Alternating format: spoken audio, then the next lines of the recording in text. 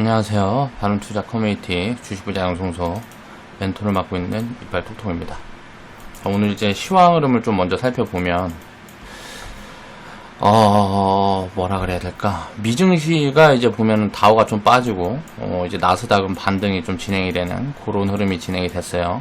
미증시를 보면 나스닥이 좀 반등을 해주고 다우가 빠지는. 자, 이게 실적 발표가 딱 나오면서 그 흐름으로 좀 갈렸다라고 볼 수가 있을 것 같고요. 자, 중국 증시를 보면 장 초반에 하락 출발했나 뭐 그랬다가 반등이 나왔다가 또 이제 뭐 밀리면서 조금 상승폭을 줄였나? 상승폭을 줄이면서 그렇게 마무리된 그런 흐름들이 이제 진행이 됐습니다. 그런 걸 좀 이제 지수로 보면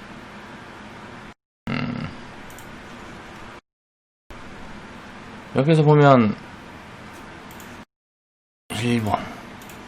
일본 중국 같은 경우 보면은 여기서 이제 상승 마감을 했고 상해 종합 지수도 이제 상승 마감을 했죠.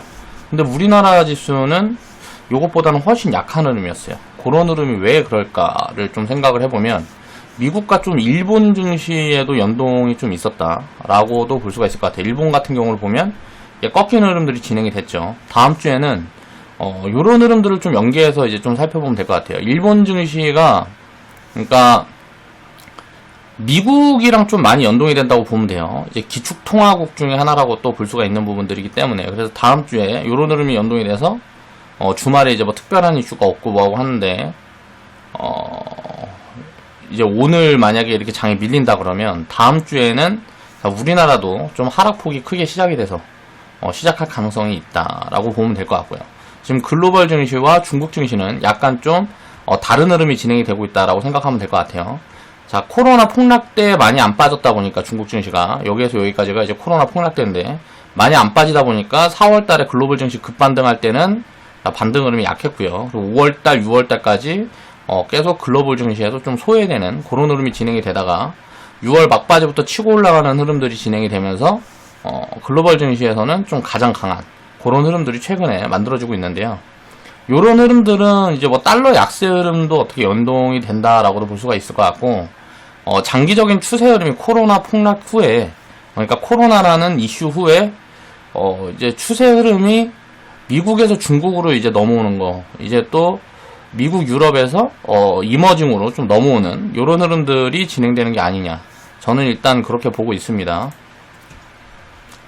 일단 시황 흐름은 그 정도 좀 볼 수 있을 것 같고요. 자, 이제 우리는 현금 대응을 기존에 이제 11% 정도 해놨고요. 여기서 이제 17% 정도까지 이제 늘려놓은 상황인데, 요걸 이제 어떻게 대응할지는 굉장히 여러 가지 시나리오를 놓고 좀 대응 포지션들이 다르기 때문에 그런 부분들은 이제 회원 방송에서 좀 이제 자세히 짚어보고요. 지금 코스피 같은 경우는 실적 시즌이 마무리되고 뭐하고 하면 8, 9월 달에는 좀 잘 버텨줄 거라고 생각을 하고 있어요. 일단은 이제 시장에 하락이 나온다 그래도 지금 보면 코스닥 같은 경우가 오히려 과열과 괴리가 심하거든요. 이게 괴리가 심해요. 그래서 지수와 이제 뭐 종목별 섹터별로의 괴리가 굉장히 심하다라는 거예요. 쏠림이 만들어지고 있기 때문에 이 쏠림이 만들어지고 있는 얘네들이 꺾이기 시작할 때는 이 쏠림이 거의 테마에 만들어지고 있거든요. 테마 흐름이 코로나로 연결이 돼요. 코로나 치료제 백신에서 치료제 백신 테마에서 지금 옮겨가는 모습이 진단 테마로 또 옮겨가는 요런 흐름들이 보여주고 있는데 요게 이제 전부 다 저는 이제 버블이고 과열이라고 생각하고 있습니다. 그래서 요런 부분들이 자, 요거는 이제 좀 꺾이는 흐름들이 확인이 되고 있고요. 여기에서 이제 꺾이는 흐름이 만들어지게 되면 또 만약에 또 다른 것들이 이렇게 올라오는 흐름들이 만들어지면 지수는 버텨줄 거고 다른 이제 이런 테마들이 올라오는 흐름들이 만들어지지 않는다 그러면 얘네들이 시총을 너무 크게 키워놨거든요. 그렇기 때문에 이런 쏠림들이 만들어지는 거예요. 그럼 얘네들이 무너지게 되면 일단 지수 충격은 굉장히 클 수 있어요. 근데 종목별로는 섹터별로는 전체적으로 이제 다 무너지는 흐름들이 만들어질지는 체크를 해봐야 될 것 같습니다. 그래서 전체적으로 다 무너지는 흐름이 만들어지지 않으면 자, 한번 뭐 단기 투매라든가 하락이 크게 나온다 그래도 바로 되돌림이 나올 것이고 전체가 다 무너지는 흐름들이 만들어진다 그러면 자, 무너졌다가 반등이 약하고 이제 본격적인 하락 조정으로 진행이 될 가능성들이 있다. 일단은 그 정도 이제 보고 있습니다. 자, 8월에는 이제 중소형 기업들이 실적 발표가 있어요. 중소형 기업들이 실적 발표가 있어서 이런 부분들이 좀 이제 반영이 될 거고, 9월 달에 이제 공매도를 해제하냐 어쩌냐 뭐 이 이슈가 있는데, 요거는 일단 코멘트가 나오고 하는 부분들 보면 이제 연기로 좀 방향을 잡아가는 것 같아요. 그렇게 되면 이런 부분들은 또 긍정적일 수가 있고, 11월에는 이제 미 대선이 있습니다. 이 미 대선 전에 이제 트럼프가 지지율 관리가 안 되고 뭐하고 하면 이제 막가파식으로 나오면서 중국을 심하게 때려버리면 또 이제 이것도 이제 큰 문제가 좀 될 수가 있고요. 그리고 12월 달에 보면 이건 양도세 이슈가 있어요.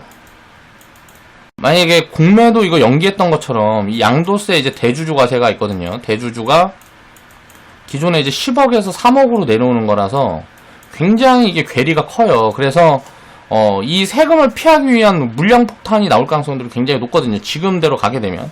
사실 이거는 세금도 걷지 못하고 의미가 없는 부분들인데 왜 이런 정책을 펴는지, 이거는 좀 이해가 부족해가지고 이런 정책을 피는 것 같은데, 이제 결국은 이제 세금 부분들이 2022년이나부터는 양도세를 이제 전체적으로 다 부과하겠다 라는 부분들이 이제 발표가 됐기 때문에, 그때까지 이걸 만약에 연기한다, 그렇게 되면 이건 또 굉장히 또 호재 요인으로 작용할 수가 있고요. 연기를 안 한다 그러면 11월 달부터 이제 11월 끝날 때까지는 일단은 대주주들한테서 이제 투매가 나올 수 있는 부분들이라서 센티가 굉장히 안 좋아질 수 있겠죠.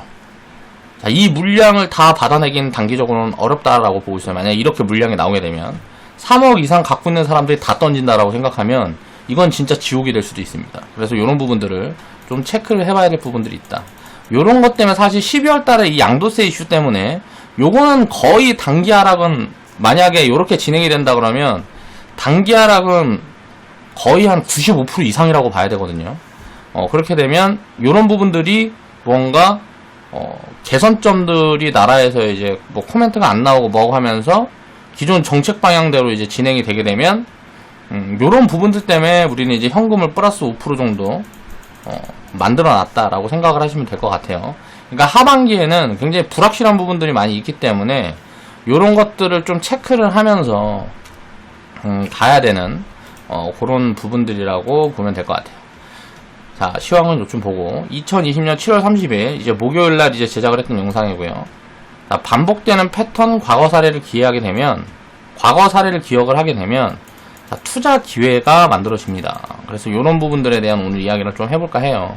자, PSK 101% 수익 인증해주신 회원분이 계셔서 이 부분에 대한 내용을 이야기를 해볼 거고요. 일단 시스템 반도체 산업은 이제 시작인데, 자, 삼성이 시스템 반도체였다가 100조를 때려박겠다 라고 발표를 해놨죠. 2030년까지. 지금 10년 동안 100조. 그러면 자, 1년에 10조씩을 때려박겠다라는 거예요. 자, 이 투자에서 이제 대부분 투자하는 부분들이 보면 일단 뭐 파운드리 쪽일 거고요. 이 파운드리 투자를 하려 그러면 우리나라에서 생태계가 잡혀야 되는 부분들이 팹리스예요. 자, 다른 나라에서는 지금 이쪽으로 물량이 많이 안 들어오고 있어요. 그러니까 TSMC한테 밀린다고 봐야 되겠죠. 여러 가지 요인들이 있는데, 아무튼 여기에서 가장 좋은 방법은 우리나라 팹리스 기업들이 좀 많이 성장하고 새로 이제 기술력을 갖고 하는 부분들이 많이 있을수록 좋기 때문에 여기에다가도 투자를 많이 해줄 수 있어요. 그러니까 이거는 팹리스 기업, 팹리스 같은 부분들은 삼성이 전부 다 할 수 있는 부분들이 아니기 때문에 요런 부분들, 그러니까 설계 업체들의 지원을 굉장히 확대할 가능성들이 높거든요. 그렇게 되면 우리나라에 요런 생태계들이 만들어질 가능성들이 있다. 그러면 장기적으로 굉장히 장기적으로 이거 시스템 반도체 같은 경우는 10년 이상 갈 수 있는 이제 테마 파동이라고 보는 게 맞을 것 같아요. 그래서 꾸준히 관심을 두고 요쪽 이제 섹터군들을 계속 추적을 해나가면서 우리가 투자를 해야 되는 분야다라고 생각을 하면 될 것 같고요. 시스템 반도체 산업은 이제 시작이기 때문에 지금 이제 뭐 많이 올라가는 기업들, 그런 기업들을 내가 못 샀다, 뭐 했다, 막 이렇게 소외되고 뭐하고 할 필요가 없습니다. 앞으로도 수만 번의 기회들이 나에게 만들어질 거예요. 주식시장에 이제 있다 보면. 그래서 그런 부분들을 우리가 체크를 하면서 투자를 해나가면 될 것 같고, PSK 같은 기업은 지금 3차 파동에서 이제 대장이 될 가능성들도 있다. 자, 1차는 대장이었던 종목들이 이제 네페스하고 이제 대장이었던 종목이 네페스하고 테스나 정도. 이거는 또 다 놓쳤죠. 자, 1차는 이 숫자라든가 이런 것들을 확인하기가 어려워서 잡아나기가 어렵다라고 이야기를 했었어요. 자, AD 테크놀로지, FST,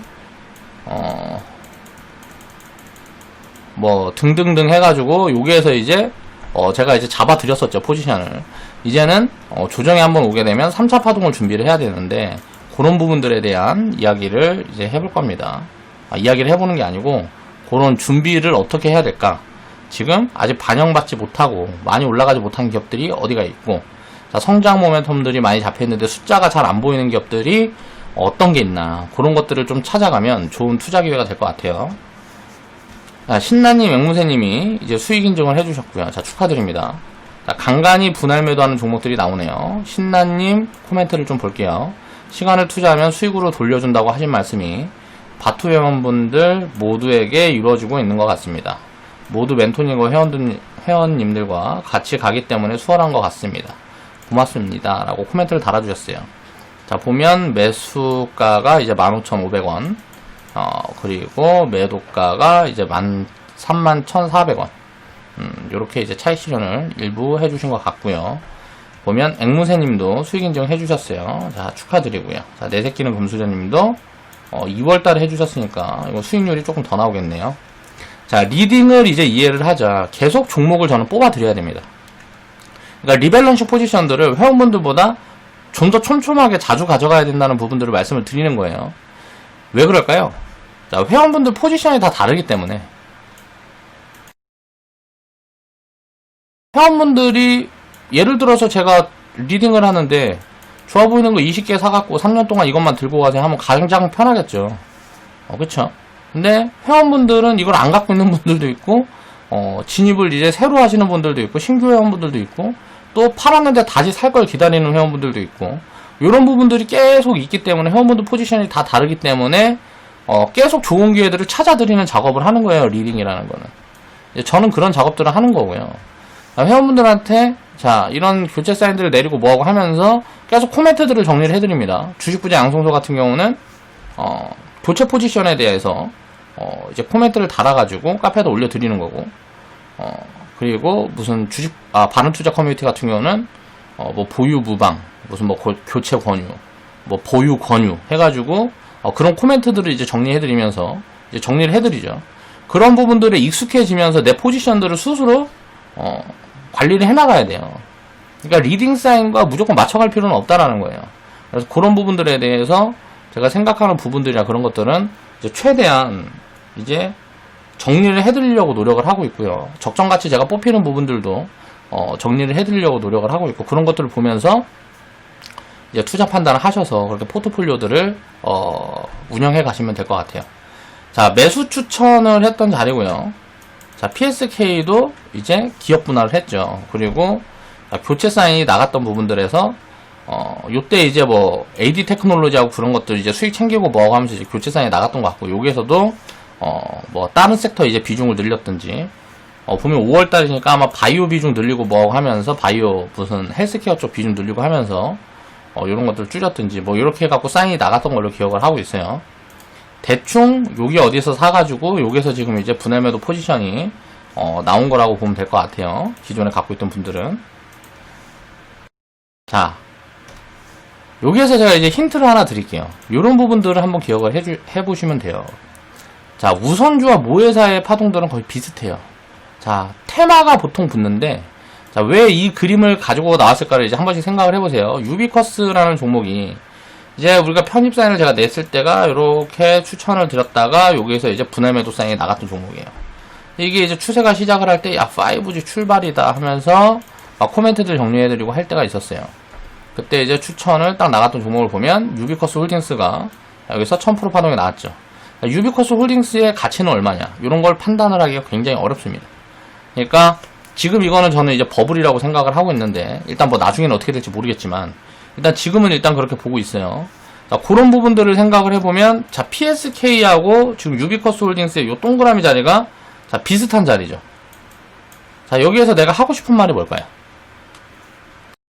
그런 부분들을 이제 생각을 해보라는 거죠. 투자 포인트를 잡을 때, 사실 그리고 아니면 테마 흐름들을 잡아 나갈 때, 어떤 공식가치 확률이 굉장히 높은 그런 포지션들이 있어요. 그런 것들은 굉장히 광범위하고 뭐하고 하기 때문에 제가 일일이 다 설명을 드리고 뭐하고 할 수는 없습니다.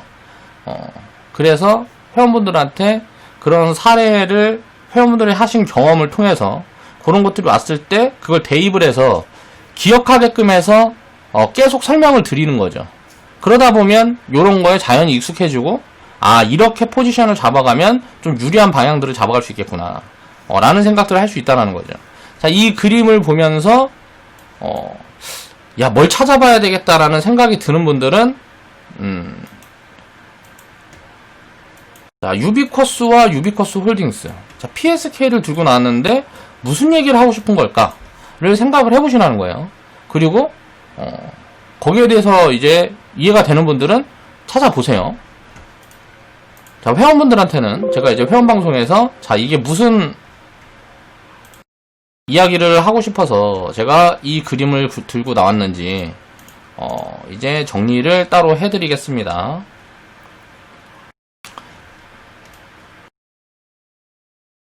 요걸 보면서 또 덧글로 막 종목 얘기하고 그런 거 하지 마시고요.